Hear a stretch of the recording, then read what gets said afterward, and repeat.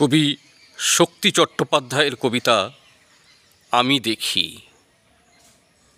গাছগুলো তুলে আনো, বাগানে বসাও, আমার দরকার শুধু গাছ দেখা, গাছ দেখে যাওয়া।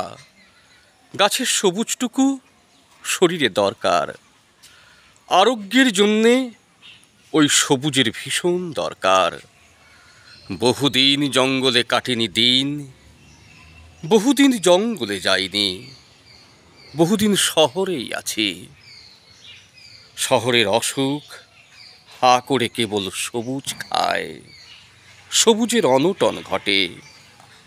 তাই বলি গাছ তুলে আনো, বাগানে বসাও, আমি দেখি। চোখ তো সবুজ চায়, দেহ চায় সবুজ বাগান।